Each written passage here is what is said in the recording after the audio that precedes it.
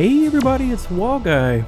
Now, if you're one of my longtime viewers or you just came here to watch this video casually, this is a speedrun of Metal Gear Solid: The Twin Snakes. Now, the point of a speedrun, for those who might not know, is to finish a game as fast as possible. If you're a speedrunner yourself, you know all of this. So, without further delay, let's watch this world record while I tell you more about it.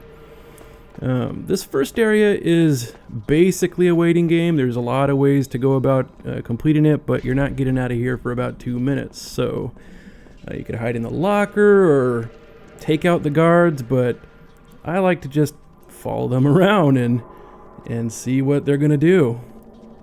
This guy seems a little preoccupied with his thoughts.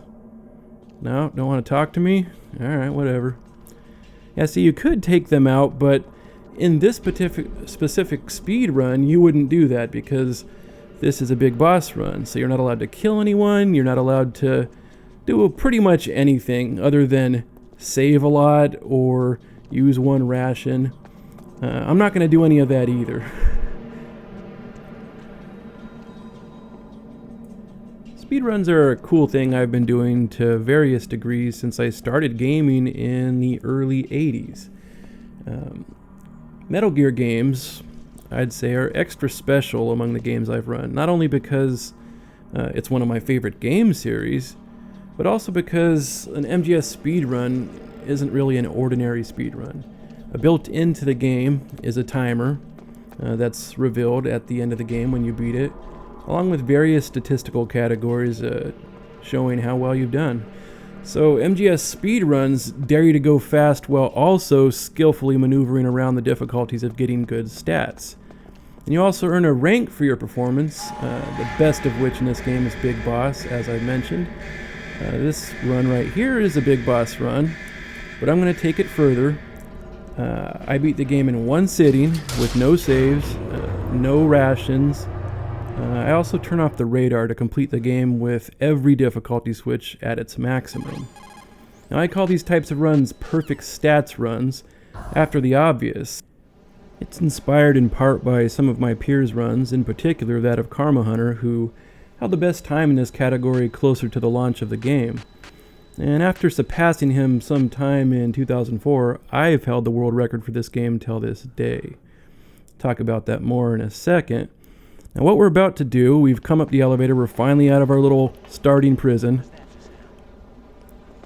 And I gotta sneak past all these lights, that guy, and a lot of juking going on. It's a complex strategy, but it's not terribly hard to do once you know what you're doing. You just gotta be precise with your movements.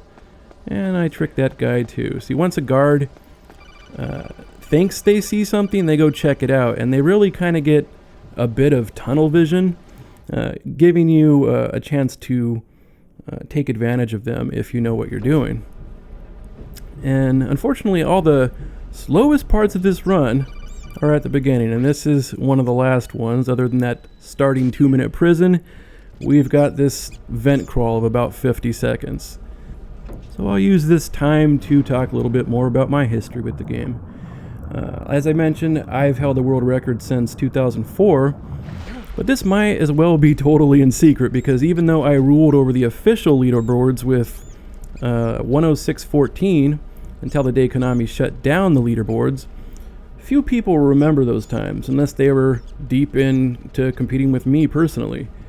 Now, most people also don't know that Karma Hunter's Speed Demos Archive run of 108.29, which has stood as the official record at Speed Demos Archive, is not even close to his fastest time, which was more in the neighborhood of 106.35.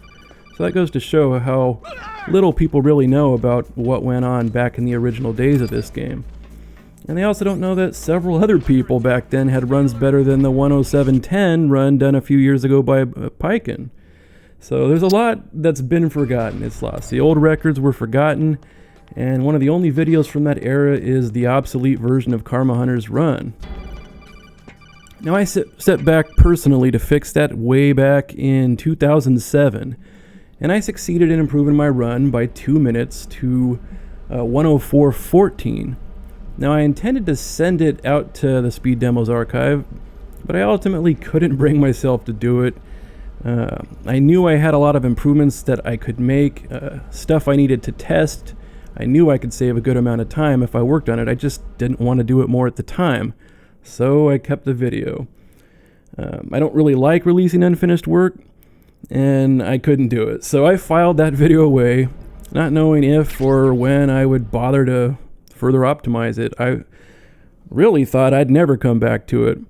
So even though I had by far the fastest time in the game, and now had video proof to go with it, I kept that quiet too. So it's a whole 10 years later now, and here I am hopping back on the speedrun I left in limbo. Now, testing strategy ideas and improvements was much less annoying nowadays because we have quality emulators like Dolphin lying around. So I've made progress really fast in doing all that testing and new strategy stuff I wanted to do in a much shorter time than it would have taken back in the old days. So that's good, and that's what we're watching. So here we are about to go to what is the first boss fight in my opinion. Some people don't call it a boss fight, but it is. It's the guards. There's a lot of ways to go about doing this, and a lot of them have similar times. But I've chosen this one because I find it repeatable and the fastest if performed correctly. And you got to be good with your aim, very good with your aim. There's a lot of tough shots you got to go for. You need headshots. You can drop the guards instantly with the M9 trank gun. And Meryl's not going to help you a whole lot, so you've got to be accurate. So take out these opening guards, and then you move up to the door and look down the hallway. These guards coming down the hallway will not shoot at you when they're in the hallway, so you can just pick them off if you've got good timing. These are tough shots. It takes a lot of practice, but it's not really that bad for me now that I've gotten used to it. There are other ways you could shoot them coming right when they come in the door, but if you miss, they'll start shooting you, and that's always compounding the problem. That guy wanted to nade me, throw a grenade at me. Can't believe that. That's not cool. Alright. I don't shoot I could shoot both of those final two guards, but I only shoot one of them because when a guard goes to sleep, it takes a while to wipe them off the map and move on. I want Meryl to kill the last one, and that a dead guard helps clear the board a lot quicker. It ends quicker, so she's usually pretty consistent in taking that last guard out the way you saw it happen. So yeah, I'm finally ready to publicly reclaim one of my long-held world records. And why stop there? I'm retroactively reclaiming record ownership all the way back to 2004. My previously mentioned video from 2007 still exists, and I'm going to release that in the description below. If you want to click on that and watch that newly obsoleted record, you can feel free to do so and see what I did way back in 2007. You notice I go up here to blow this area up and collect extra M9 ammo, stun grenades, and some C4. And I also picked up a C4, an extra C4 that most people don't, in that first little room. A lot of people would avoid that strategy, and it's worth some debate because it takes time to get up there, but it doesn't take as much time to get up to that corner as you think. It's really only cost 10 seconds off of going the other way. And what do you get? You get 2 extra stun grenades, you get extra M9 ammo. And here's the fastest boss fight of all time. Goodbye Ocelot. Revolver Ocelot is done. Yeah, but I feel like it's worth it to go get those extra 2 stuns. Stuns are invaluable against the tank that will be coming up. The extra M9 ammo helps with making the run consistent on the guards. If you miss some shots, you might want those extra bullets. It helps you on the tank because you don't have to be looking for ammo as much if you end up using a shot or two, and that in turn helps you further down the line against Psycho Mantis because you have extra bullets, and you won't have to pick any bullets up there, which in turn helps you further down the line all the way forward to crossing the snowfield and also the beginning of the ascension. So that's a lot of mileage you get and a lot of consistency added to the run, along with 2 bonus stun grenades, all for sacrificing 10 seconds off a faster path. I think it's worth it. So now we're working our way back up towards the tank. First we will have to go through a laser field, an invisible laser field. Alright, if you're speedrunning this game, I'll tell you how to do this without messing it up. Call the codec whenever you want, and then buffer your codec or your cutscene skip right here. You just have to press it once or twice once you see the door. And as soon as you see yourself, you can run out. Not before you see yourself. That'll get the elevator panel. And you also want to start your roll before you reach those last 2 lines before the first laser. Do that all, and then you will not get caught. It's very repeatable.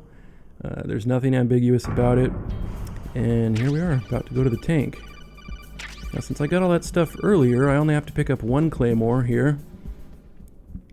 And I'm through there nice and quick. And here we are at the tank boss. The first thing you want to do is drop 1 chaff, go down here and pick up the other claymore that you need. So I've got 2 claymores and a C4 to disable rather than needing to collect 3 claymores. If you run up the left side here most of the time, I'd say 95% of the time the tank will sit here for a second, giving you a chance to toss a stun grenade in there. And I do all my business here with disabling the tank's tracks, blow up the C4 there, and then I continue dumping grenades on his crotch. Not a fun thing for him. Nowhere to go. Owie. Have a grenade, sir. And have a 4th consecutive grenade in your crotch. Boom. Alright, I missed one. Nobody's perfect. Missed another one, whatever. That'll do half damage because it didn't land in his crotch. Pick up these extra ones and try to finish this off without losing too much time. Derp. Does half damage. This one will hopefully go in. I don't even remember. Straight in. So fight's over as soon as that blows up. Not a bad tank fight. The tank fight has one of the biggest discrepancies in the game as far as doing it perfect to doing it good to doing it poorly. It's a pretty wide gap in seconds. And real quick, this is the one glitch used in the game. You slide through this door. It skips a cutscene that is about 8 seconds long, and it's a fast strategy to go through here. Fastest strategy I know. And it allows you to skip the cutscene. You gotta glitch through the door again on the way back, otherwise you will trigger that cutscene. But otherwise, worth doing. Now we head down to pick up the Nikita missile launcher and head towards the Cyborg Ninja boss. Wanted to say a little bit more about the tank though. In all my years of all the video games I played, that tank has haunted me forever. And I have played this game a long time. And there's so many little intricacies to the strategy. It's not RNG, it just takes extreme precision and understanding of how to beat it. I can usually drop 5 in there in general if I'm doing half decent, 4 at a minimum. And I've gotten all 6 in there on 6 throws a handful of times. It's not easy, but if you do it right, they go in. It's pretty cool. So if you guys are having trouble with that, speedrunning it, know that there is a light at the end of the tunnel. It just takes unfortunate amount of understanding and skill and practice to pull it off consistently. Just maneuver that thing in there nice and easy. Do not maneuver that missile once you round the corner by all the gun turrets. They will shoot it. You've got to turn it in one go and move, otherwise it blows up. And you should have more than half your oxygen left when it blows up if you do it correctly in a decent amount of time. And here we go, down this infamous hallway to the Cyborg Ninja boss fight. He did some work here earlier. I'm not going to let him do that to me, I promise.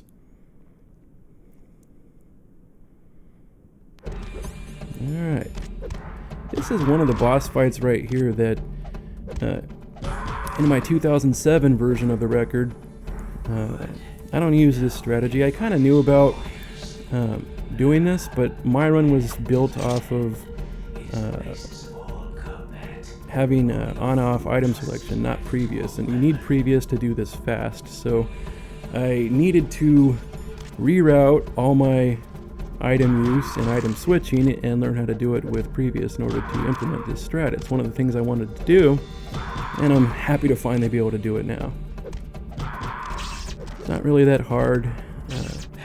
Got to get close to him to land the third hit on the kicks, but most of the time you can take him up against a wall or something and he won't be able to move back out of range of the kick. You get the easy finish, easy extra damage. If you haven't seen this before, I'm switching to the Nikita missile launcher on the third move, and that's doing extra damage. Having a weapon in your hand when you're meleeing does extra damage on this boss. Ideally, if you've done pretty well, when you get to the last part, the last phase of this boss fight, you'll have one last hit to do with the Nikita launcher.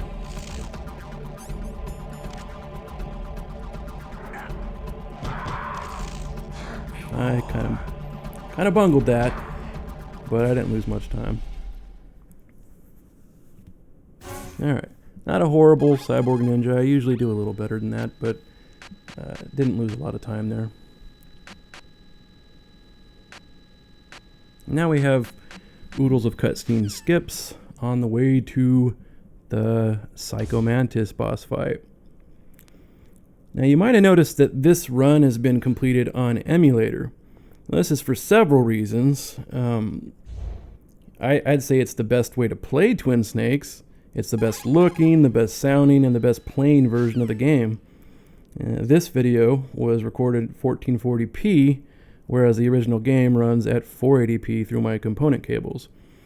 I've added 16x anisotropic filtering, which consoles don't even do well today, and copious amounts of anti-aliasing and per pixel lighting. It just looks the best this game can look. For a game from 2004 on the GameCube, looks really nice with these emulator advancements.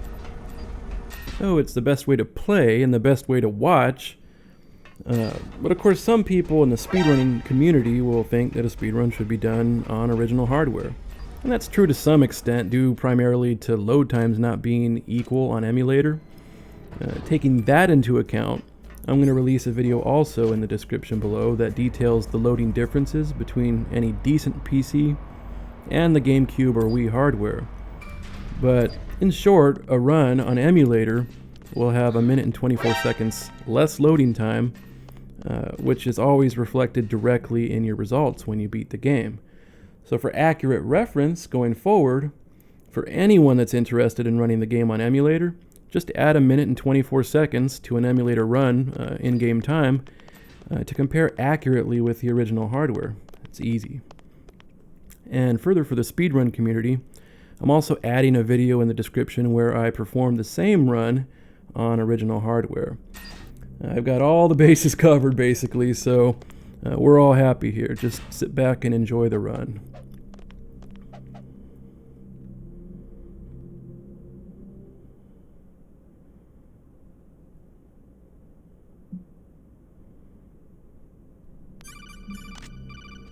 Do a knife barrel.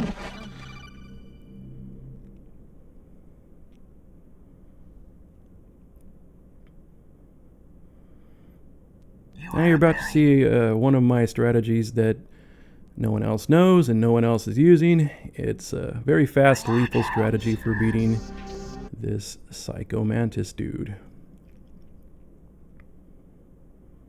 It's also very repeatable. I've taken a lot of the RNG and difficulty out of this fight. You basically just have to perform it and you're good. The only thing you have to worry about is will he play his random extra cutscenes after this phase right here. Pretty sure there's a timing to it to make him not do it or lower the chances of him doing it, but it's still a roll of the dice.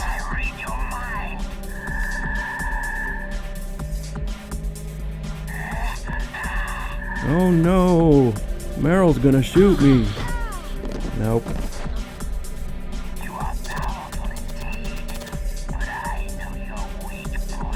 So if you do my strategy correctly, the way I've done it, you'll just need one headshot here on Mantis to put Meryl to sleep safely.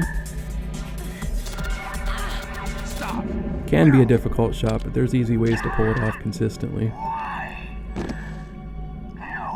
Good night, Meryl. And boom, shot to the leg, fight over. Nice quick finish. And you can also call this codec quickly. A lot of people don't do that, don't know why.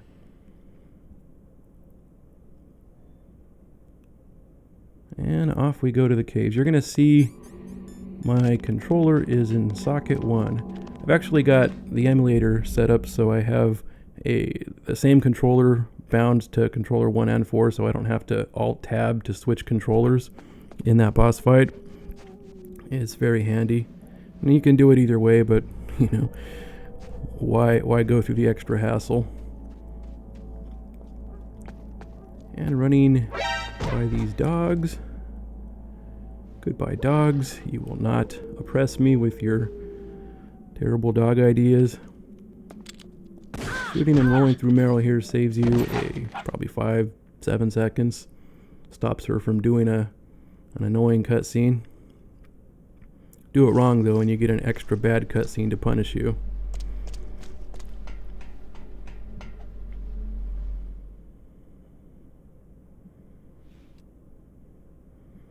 Okay, we're at the next boss, but we can't fight her yet. It's Sniper Wolf. In the cutscene that I'm skipping, she shoots Meryl, and Meryl is on the ground, and I can't fight yet because I need to go back and get myself a sniper rifle. Drink sniper, of course. Thankfully, unlike the original Metal Gear Solid, I don't have to go all the way back to the armory. I can just go back to this next building and pick stuff up. No doggy. No doggy. And we happy.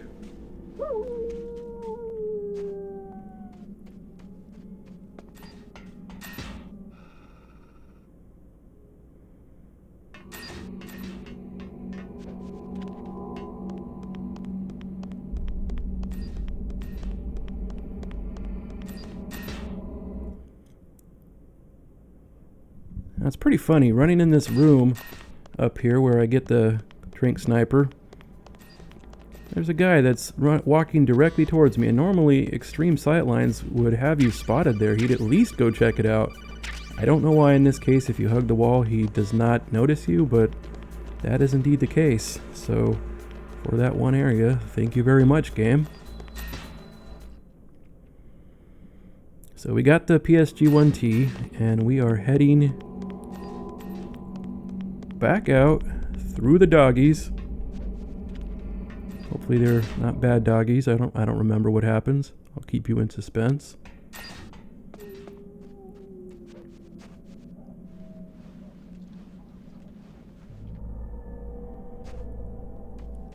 I like to pick up extra PSG-1T bullets here. They will be useful.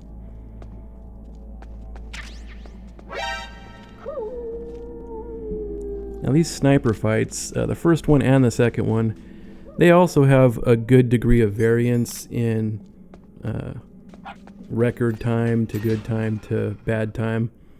There's RNG in the fight. If she hides behind the pillar, you probably lose 8 to 10 seconds each time she does it. Sometimes she opens up shooting at you, which is almost impossible depending on where she is to hit her before she hits you once. So different things like that can mess with your chances to finish this. I can do it in about 18-19 seconds with the right RNG, but most of the time in a real run setting, something in the high 20s is pretty good and low 30s is acceptable. Don't really want it going beyond that.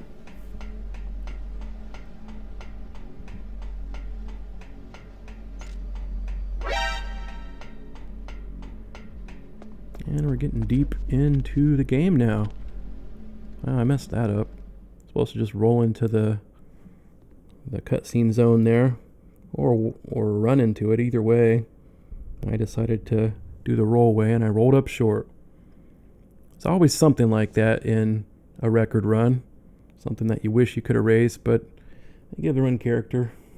I kind of like that stuff. Oh man, I couldn't take the torture. Torture was too much for me, Ocelot. One-armed Ocelot.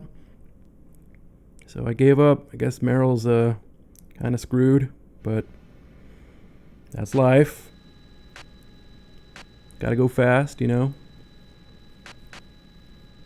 Here's one of the longest codecs in the game. Thankfully, you don't have to pound. You can just get this skipping and it skips for you. That's nice.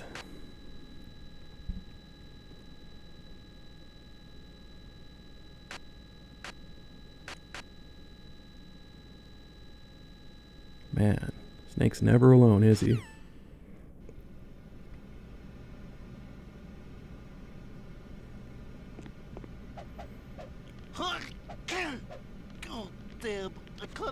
This guard, Johnny, has a cold now because Meryl stole his clothes earlier.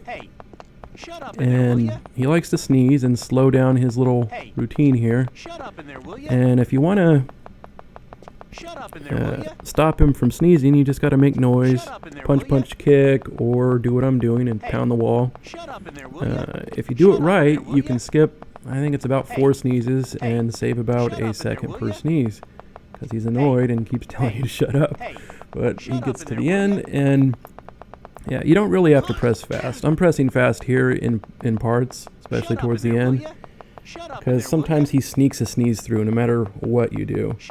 But really I find that kind of just a slow, steady rhythm is enough to keep him from doing things as good as any super fast rhythm. So don't kill yourself pressing super fast. Just tap, tap, tap, tap, tap, tap, like that. And of course, if he gets a sneeze through, there's nothing you can do about it. He does get one through, like, fairly often, but that doesn't hurt you time-wise too much.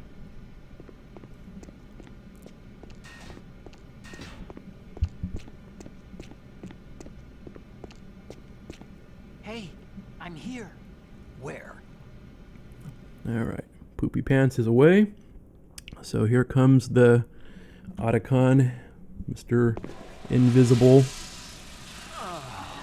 I would imagine he was hiding in that left corner of that room when Johnny ran by, and due to his amazing stealth, nobody saw him. Because he's definitely not coming from any other spot. But anyways, we got the stuff. I'm going to trick this guy into thinking I'm bloody with my ketchup. And then out I go. With a very quick choke. Good night. You can choke him as fast and as hard as you want. It won't snap his neck like other guards. He's unkillable, so just squeeze away.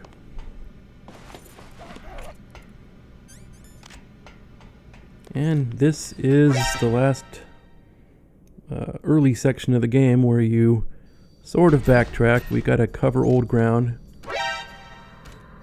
Go back up to the first floor and back through the tank area. Thankfully the laser grid is turned off now, so we could just run through there happily.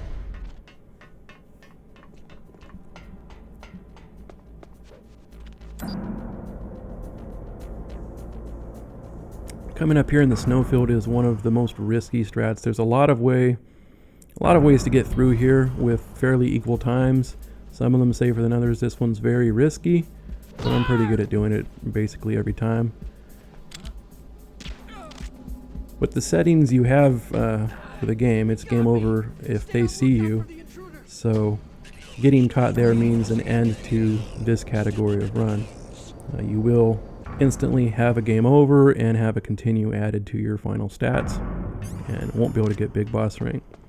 Now, I didn't describe this trick before, but what you do is press your back to the wall and crouch and press diagonal down right while you mash the right trigger, and that pushes you through the door.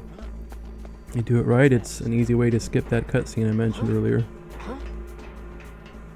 Now, if you don't want to do the glitch, you can just dive under the door at that point, crawl under, accept the cutscene that's 8 seconds long, and then the second time through, there will be no cutscene. You just can crawl under again, and it's actually about a second faster to crawl under rather than glitch through the door.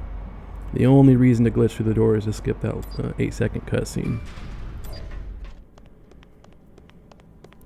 And we're back to Mantis's office. Maybe, is that what it is? I can't imagine, like, Psycho Mantis, he's like sitting here in his office, all these like fancy books and statues. It doesn't seem like the place he would be. So I don't know if it's his office. It's an office.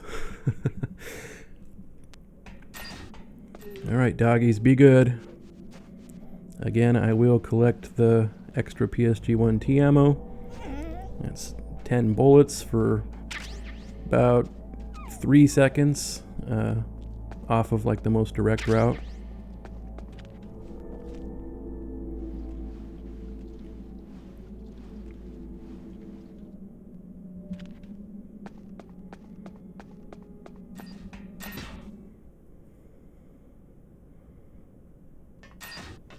And this is where the colonel would tell me that it's cool that I let Meryl die. So I feel good about that now.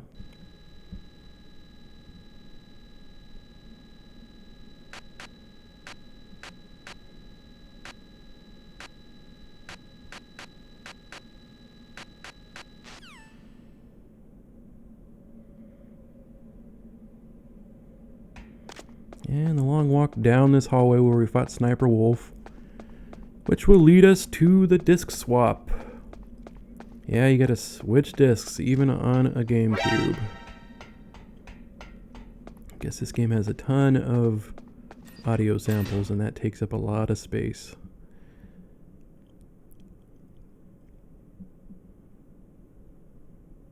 Of course, it's of utmost importance. You switch as fast as you can. The in-game timer does run while the disc swapping is happening. Stun. And that should be all the stuns I need to use, unless I have trouble on the Ascension.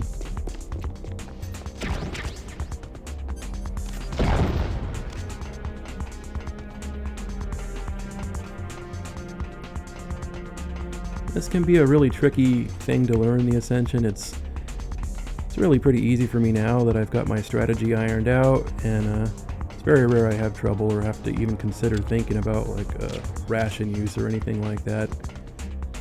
It's smart to take that guy out because he can hit you 2 or 3 times before you even get to him. And it's smart to take this guy out in particular, because he'll also hit you multiple times before you get to him. That guy, not a big deal. He didn't have an angle on me while I was shooting the other dude. And then, with almost a full life bar, I get to run all the way up. I take people out with my M9. Just keep moving. It's faster to disarm your M9 right after a shot. It stops you from kind of being slow for a second. And then you can bring it back out if you want. Don't shoot me!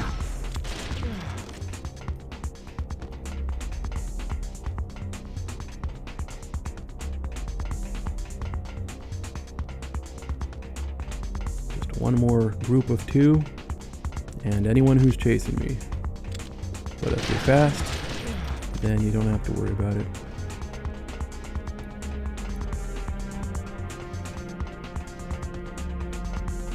Maybe they'll shoot me once, maybe not. Yeah. One shot. Not even in the orange yet.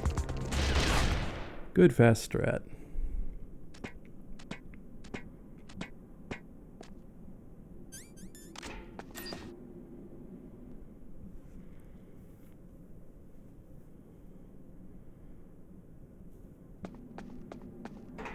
We're about to do the rappel sequence where Liquid is trying to shoot me with a Hind D helicopter, and I'm trying to get down without him shooting me. So I haven't really seen anyone do this right yet. They know it's fast to run on the girders, but I don't really have it sorted out right. What you want to do is, right from the get-go, jump a little bit to the left, which will allow you to start swinging. And right before you meet that junction, jump left again, and you'll settle right into the girder. And then run down. Jump. And a lot of times you can not get hit at all. Sometimes you'll have RNG where the steam's in your way, and you just gotta kind of wait it out or get shot a lot. Best to wait it out, it's just a second loss. And then you go down there. Nice and quick. 2 quick runs down the girders. Now here, snipe, snipe, and snipe. Good night. Sometimes if you shoot them, you'll get a ration or even 2 rations, but this isn't a run that's going to be using any rations, so no need to pick any up, even if they were there.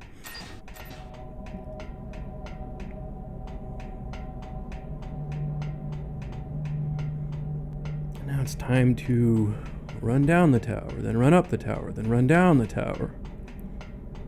Thanks, game. Thankfully for us, Snake has unlimited stamina.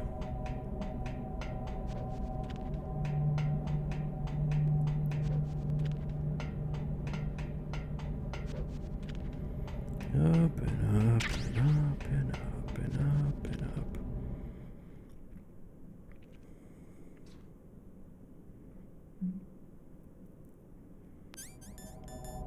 Right here you want to pull out chaff. I didn't do the right menu sequence there, so it's a little bit slow, but you generally want to toss the chaff go 4.5 to 2 floors before the next gun turret. So in this case, something like 13, 17, and 21 work, or even 12, 16, and 20 will work as well. You don't have to be super precise, just don't wait too long.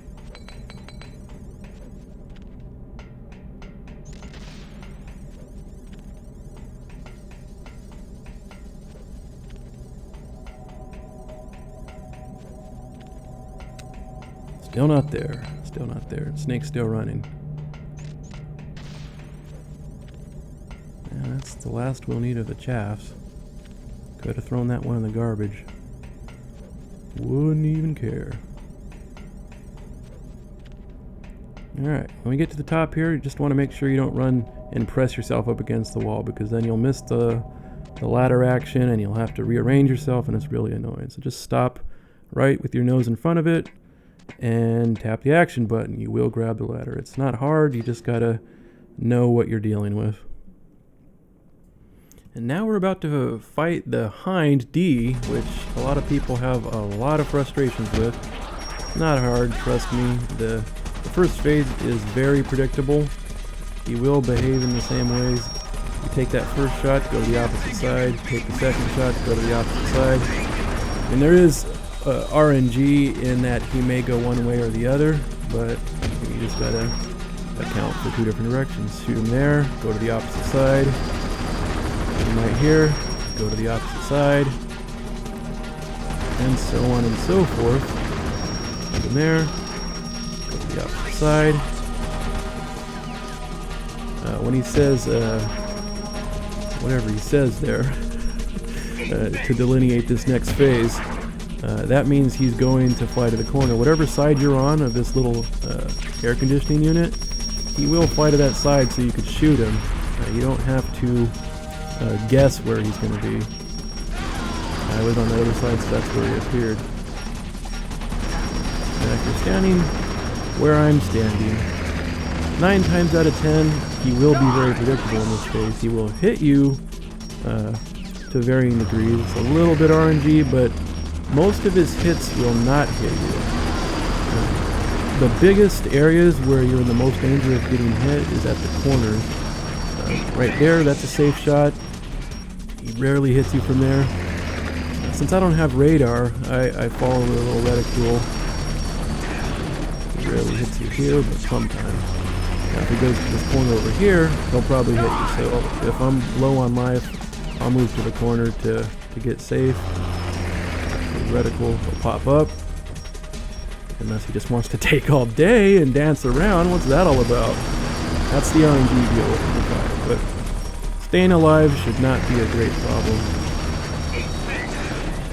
I'm going to go back to the first point and set back up for the normal pattern, and goodbye, he's done. It's clockwork, it's real easy. You can do the entire fight without getting hit sometimes, or have very high life, no big deal. Learn that first phase. You shouldn't get hit in the first phase, like almost ever. That last phase where he's working his way around the rim, he will stop on that far left thing and go all the way to the far right thing. He will not cross in the other direction around the back of the whole structure. He only goes around that arc that you saw if you're standing in that one position. He won't just fly all around like crazy times. So easy time, predictable movements. There are rare occasions. I said 9 times out of 10. There's rare occasions where you do something to upset the RNG gods and the helicopter will completely break protocol in the final phase. He'll fly over your head repeatedly, making it impossible to follow him because you can't really aim up where he is. He might hover directly over your head and shoot down at you over and over again before finally maybe going down and then coming up and flying over your head again.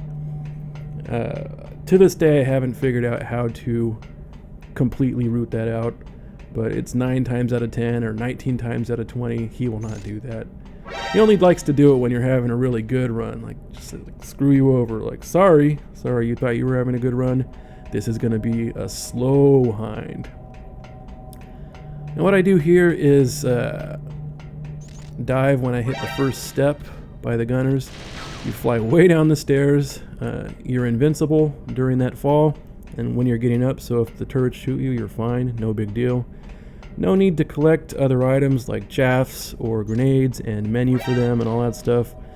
The timing on these is within a second, and when you account for all the menuing and collecting items, this is probably the fastest strat, or at least identical.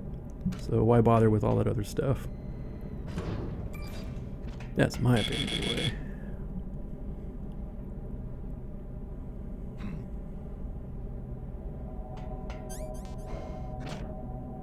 And we have another quick codec call you can mash into. And then, my favorite, too late snake, now die.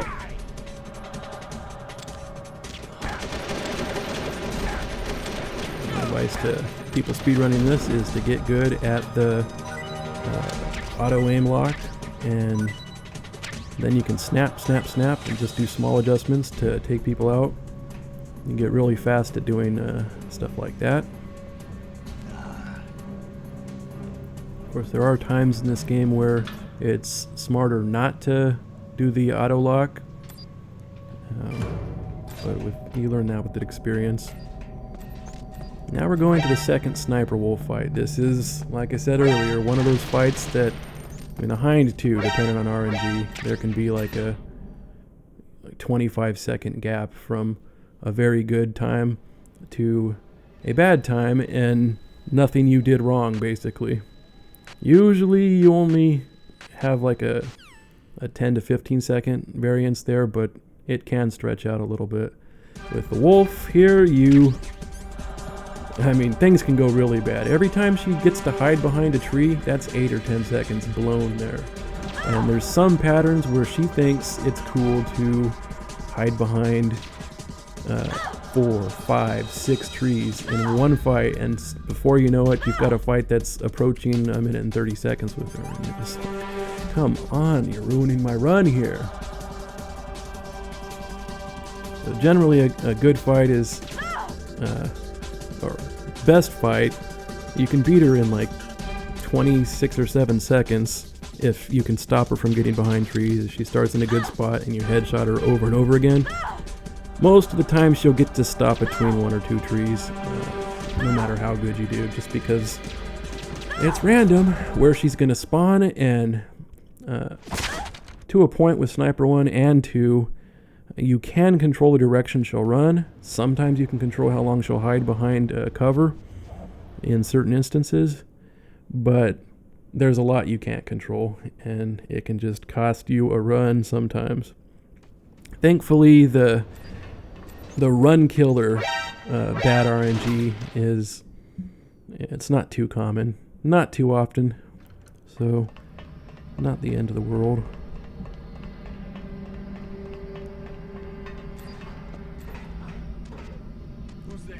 This room is so much better on Twin Snakes than the original game.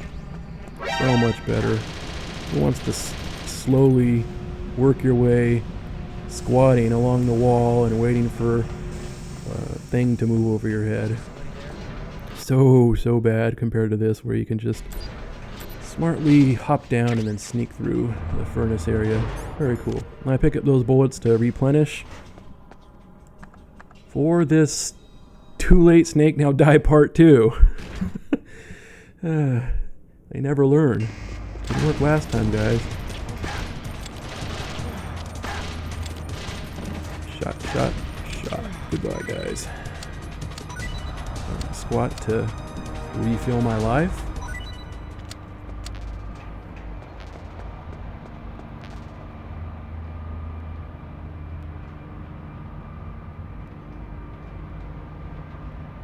And now it's elevator rides. We could have used these elevators instead of the stairs a little while back. I didn't think to put them in there too.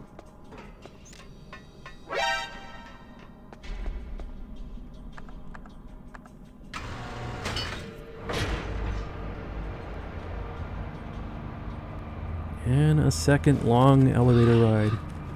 This one you're gonna wait until Liquid, spoiler, Liquid calls you, and then you were gonna move on to the Vulcan Raven boss fight. Now, nobody else knows this strategy, so now you'll know this strategy. It's very fast. You can beat Raven in about 21 seconds. Roughly 10 seconds faster than any other strategy. And for some reason, nobody else has figured this out on their own to this point. So, you're welcome. Here you go. This is how you fight him. Don't bother bringing like 16 trillion stuns that you gotta go hunt for. Run to the right, lay down. Shoot him! Shoot him! Shoot him! Shoot him! Shoot him! Shoot him! Oh, shoot him! Shoot him! Shoot him! Bye! That can be done in 21 seconds with the right rhythm, timing, and good quick aim. And if he shoots you, he will hit you one time, leaving you alive. You don't have to worry about getting out of ration. In the hundreds of times I've been through there, he's only ever shot me more than once, one time recently, and I was just aghast because it's never happened. It doesn't happen. He just does not shoot you twice. But whatever, I wouldn't worry about it with those odds. This is a cool little place where you can just run by these guys, and they're like, huh, what? What? Huh? And I'm gone. Always love those kind of strategies in MGS games. And here we have what would be Slowdown City, but thankfully we're on Dolphin. Nice and smooth. And here comes another one of the very risky sneaking strats in the game. Some other people have come across finally doing a similar but not completely evolved version of this strat. And I love this strat because you basically kill a guy, but it's one of the weird areas of the game where you don't get credited as killing that guy. And he clearly flipped out, landed on his head, broke his neck, but he's not there if you look for him, and he can't wake up later. He's just gone. He's dead. He fell into the phantom zone of the level or something. And you don't get death. I'll quickly take these guys out. Wow, bad shooting. Normally it's just snap, kill both of these guys. But, oh, not kill them. Not kill them, but yeah, you know what I mean. And then they're out for the count. As long as I'm within a decent speed doing this Metal Gear room area, they will not wake up before I'm done. So I only have to come in here with a very small number of shots and finish them off. Okay, right here, I make this like 99 times out of 100, and just when I think I'm never going to screw it up again, I miss the grab. I don't know what it is. It's one of those anxiety things for this run. Kind of up there with, will I stutter step every time I press a diagonal direction? Sometimes it looks like I'm a little bit drunk running, and it's just because I'm afraid to touch one of those 4 diagonals where the game might decide to just do river dance. It's not because I don't know how to run the optimal line, I'm skittish. Because you get that river dance going and you can't move at full speed. It's just a stutter walk. It's horrible.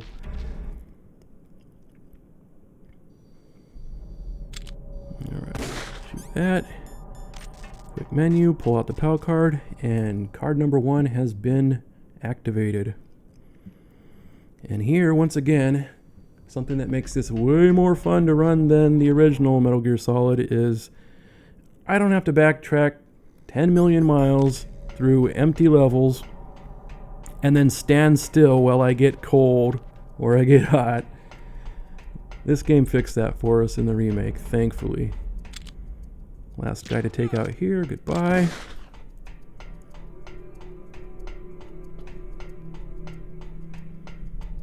This is more cable catch drops, a little bit of anxiety, but 99 times out of 100 you get it right until you think you'll never screw it up again, and then you do, for whatever reason.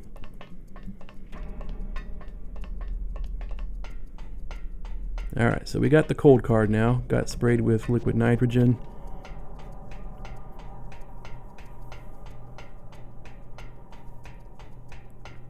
Guard still sleeping.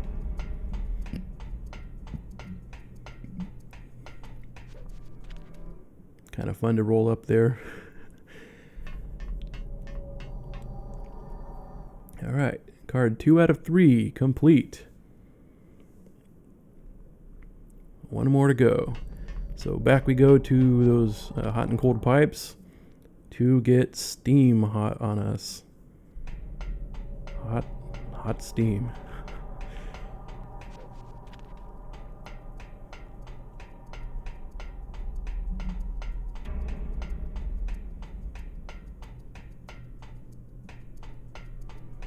None of these guys will wake up. Actually, that guy just ran by might wake up right before I finish the entire room. It's possible. Alright. Just move immediately. As soon as you fire your weapon and that steam goes on you, it's over. You don't have to wait a second for it to turn or anything. Just moving along.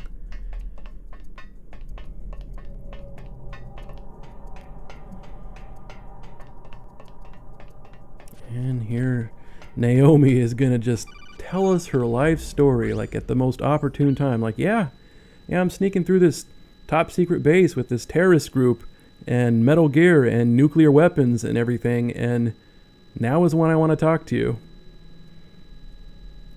Yep, real important. We could have had this discussion before or after, maybe. If you didn't kill me with Fox Die. Alright, finally done with that. Man, the time saves that would be had if you could figure out to skip that cutscene. I rolled all the way into the control room that time. Alright, that's the final PAL card. And this is where Miller reveals that he's not Miller and he's actually Liquid. Spoiler. And there's a fast way to escape this room. Well, the timing is very ambiguous. You gotta basically spam right here. Hope you get it. And it'll interrupt that cutscene and allow you to call Otacon, which he'll work on getting the gas to stop or the door opening so you could get out. Unfortunately, I didn't get the cutscene interrupt, so he called me a few seconds later after I got to that door rather than instantly. It's about, I don't know, 4 or 5 second difference if you get it. And we're on to the final boss sequence. Here is Metal Gear, the game's namesake. There's a lot of ways to go about this, but If you want to avoid pesky target reticule problems, and you move to the right at the beginning like this and give yourself a nice wide berth at that dish that I'm shooting, rather than having the reticules overlap each other and possibly get attracted to the wrong thing. No matter where you... Now see, it didn't even work here. I got the rare disease where you got to disengage and re-engage. This is actually a slow fight for me. I can usually do this in about 27 to 30 seconds. But yeah. Now, in front of you, I can finally die. After Zanzibar land, I was taken from the battle, neither truly alive nor truly dead. An undying shadow in a world of light. But soon... Don't you just love unskippable cutscenes? It will finally end. Alright, all done. Now we go to phase 2 of Metal Gear. It's really easy. I found this strat out a very long time ago, I think when I was working on my 2007 record. You'll see it in that video. You can just stand here if you're quick. If you're quick and accurate, you stand here and he won't get you. If you mess up the rhythm a little bit, have a couple dead shots, he can break out of this freebie cycle and make your life not fun, and you'll be left wondering, why did I screw up the easiest boss fight in the game? And you'll be like, I don't know why I screwed it up. I'm dumb. But yeah, it's usually really easy, but not infallible. You can mess it up. And here we move on to Liquid. Another strategy nobody's seen. It's very quick. It gives you a few chances at the lottery roll, which can do a third of damage, but it's also consistent and super fast even if you don't get the big roll damage. Don't know how well I completed this strategy in this particular run, but even without the lottery roll super damage, you can finish it at about 220 left, which is pretty good for extreme. With a lottery roll, you could skip the middle phase and maybe have 230 left, somewhere in that neighborhood.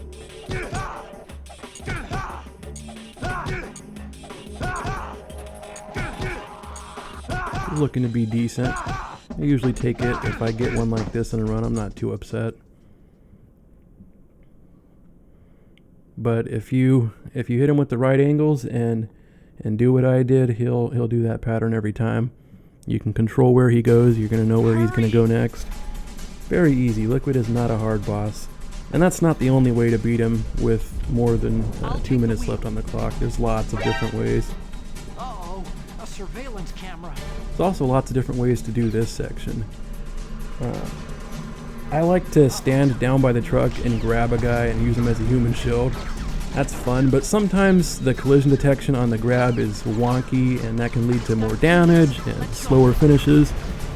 So I just do this. This is kind of a cheese strat, but it's easy. You can also lay by the barrels. They'll stand there and miss shots at you, and then you can run straight to the truck towards the end. All the methods are equally fast and valid if performed right, but do the cheese strat. You're doing a single segment run, you want it to work every time.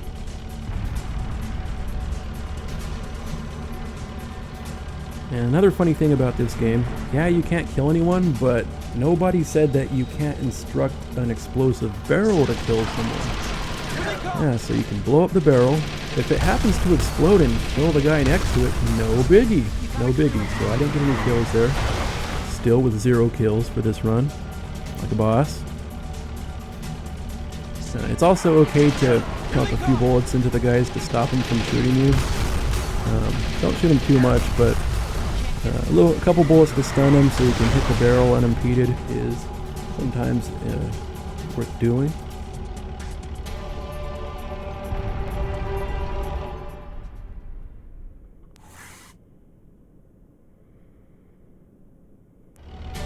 And at the final section, chase with liquid. Keep your gun on him and no problem.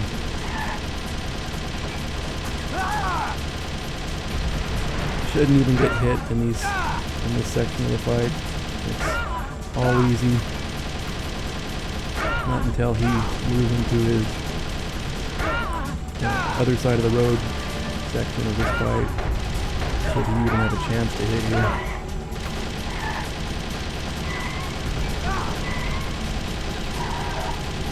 Alright, when he pulls back, he goes to the left there. That's when it starts getting like he might hit you. You can be a lot more consistent with hitting him if you start with your aim off of him and move it across his body just as he's starting to aim at you. If you're already aiming perfectly on him, there's a good chance it's just going to not register any hits. Very annoying.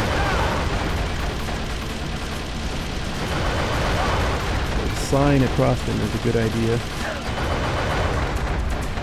And that wasn't a bad finish. 727 remaining. Not bad on extreme.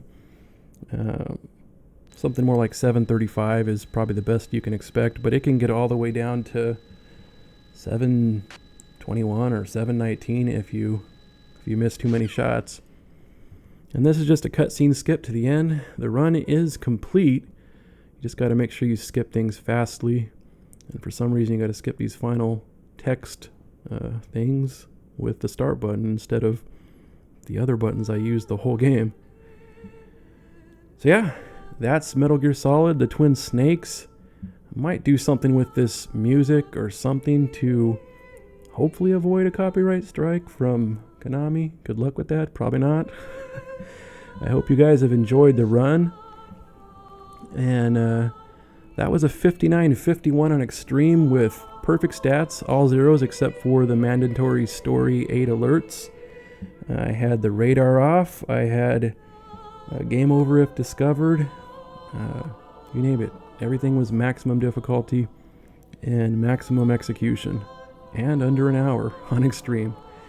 Pretty cool. If you want to compare this time, 59-51, to how fast an identical run would be on GameCube, like I said, add a hour or a minute and 24 seconds for loads to the in-game time, and you come up with a 101.15. A 101.15 on GameCube or Wii is identical to this run. You can check out my load times video. That should be in the description. And the other run from 2007, that was a 104.14. Old school. And what else did we have? Oh, yeah, I'm going to put a GameCube, this run performed on the GameCube. So you can watch the record in fuzzy 480p. And lots of slowdown for your enjoyment. Yeah, dig that up if you want. It'll be there when it's available, and I will keep a original hardware version of the run down there if anyone is interested. I don't think I'll upload those publicly, so you'll get to them through watching this video and clicking on the link in the description. So yeah, I hope you enjoyed watching this. I hope maybe it's inspired some more of you to possibly consider speedrunning it yourself or trying to speedrun some game. And more of you hopefully will play it on emulator as well. There's really no reason not to. I've laid out the differences in-game time for people who want to compare it to original hardware.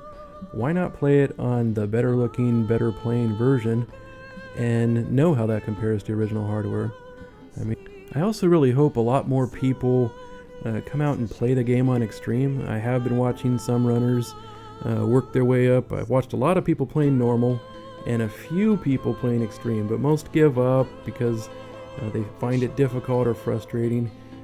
It's not unfair. You just got to learn the more complex strategies and then perform them. It's not all RNG, really. There's a lot of RNG that can be weeded out, smashed by this sound strategy.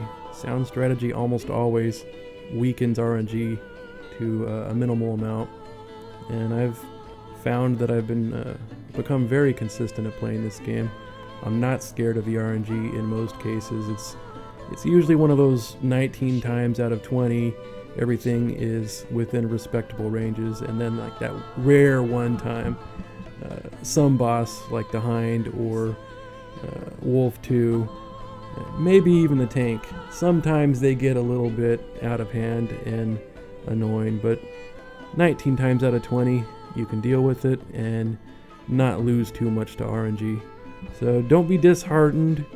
Practice, look at my strategies, try to perform them, a lot of them, especially something like Psycho Mantis.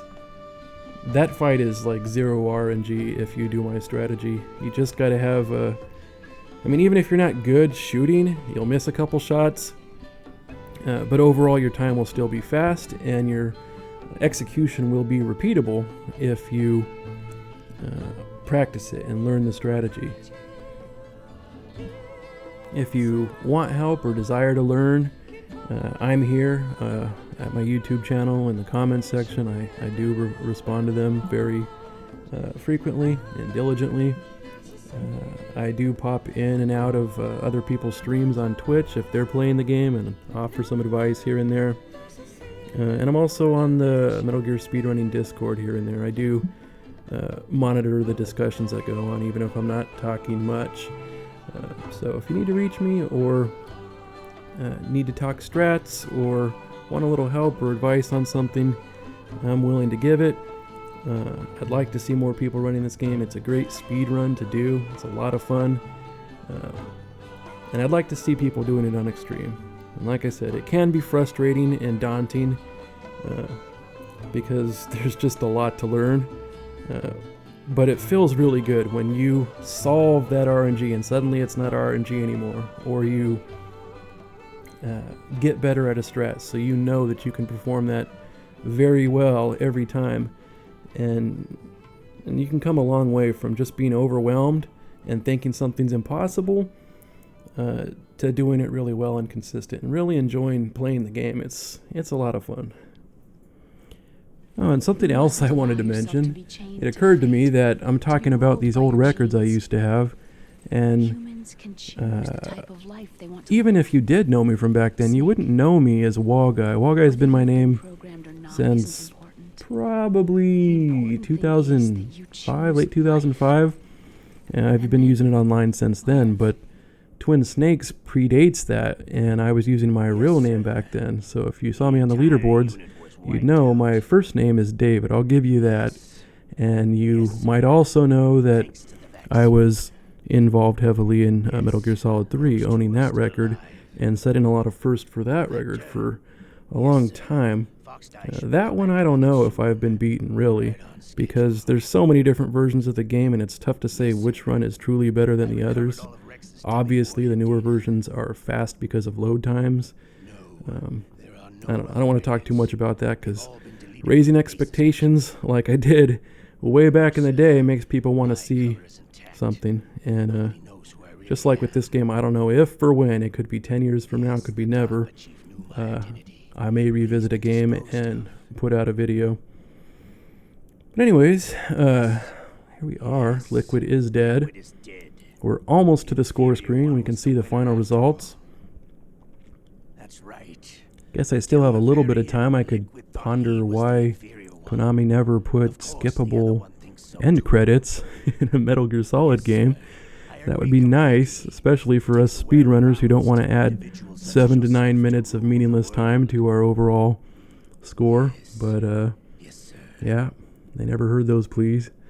And of course, Twin Snakes has an extended Ocelot talk here at the end, whether you save Meryl or not. It's so much quicker on the original, but minor niggles. I do love this game, and I love speedrunning it. Love the original game too. They're all great for their time and great to play. Goodbye, Mr. President. Okay, here it is. You get to see what a sub-hour extreme run looks like on the score screen. Wow. Missing some digits at the front there. The 59-51, that's pretty cool. 0 saves, 0 continues, minimum alerts, and 0 enemies killed, 0 rations, big boss rank as well. in addition to radar off and game over if discovered and all of the things that go along with a perfect stats run. I hope you've enjoyed it. One more time, remember to check the description for the links to the other videos as they appear, and keep playing Metal Gear Solid, guys. Thank you very much for watching. Got the stealth. I'll save this one. Sub-hour Twin Snakes. I'll do that. You see a bunch of my old saves from I migrated from the GameCube memory card to my emulator. Alright, that's the end. Go away now. Bye.